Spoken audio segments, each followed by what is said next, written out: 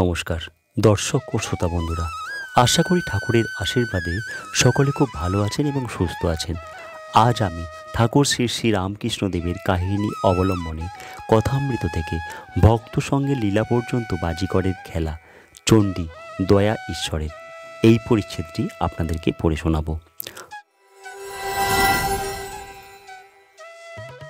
Master কহিলেন, আজ্ঞা তা কেন হবে?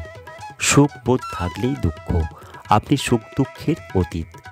ঠাকুর কহিলেন, হ্যাঁ, আর আমি দেখছি বাজিকর আর বাজিকরের খেলা। বাজিকরই সত্য, তার খেলা সব অনিত্য, স্বপ্নের মতো। যখন চণ্ডী শুনতাম তখন ওইটি বোধ হয়েছিল, এই শুম্ভ নিশুম্ভের জন্ম হলো। আবার কিছুক্ষণ পরে শুনলাম বিনাশ হয়ে গেল। মাস্টার কহিলেন, আজ্ঞা আমি কালনায় গঙ্গাধরের সঙ্গে জাহাজে করে যাচ্ছিলাম। জাহাজের ধাক্কা লেগে এক নৌকা লোক 20-25 জন ডুবে গেল। স্টিমারের তরঙ্গের ফেনার মতো জলে মিশিয়ে গেল। আচ্ছা, যে বাজি দেখে তার কি দয়া থাকে? তার কি কর্তৃত্ববোধ থাকে? কর্তৃত্ববোধ থাকলে তবে তো দয়া থাকবে। ঠাকুর কহিলেন, সে একেবারে সবটাই দেখে। ঈশ্বর মায়া, জীব জগৎ, সে দেখে যে মায়া, বিদ্যা মায়া, অবিদ্যা মায়া, জীব জগৎ আছে অথচ নাই।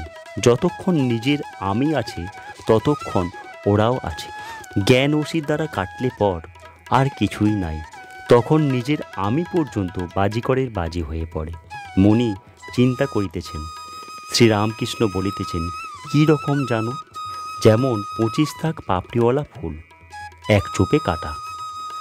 কর্তৃত্ব রাম রাম, সুখদেব, শঙ্করাচার্য এরা বিদ্যার আমি রেখেছিলেন। দয়া মানুষের নয়, দয়া ঈশ্বরের। বিদ্যার আমির ভিতরেই দয়া, বিদ্যার আমি তিনিই হয়েছেন। এই ছিল আজকের আলোচ্য কাহিনী।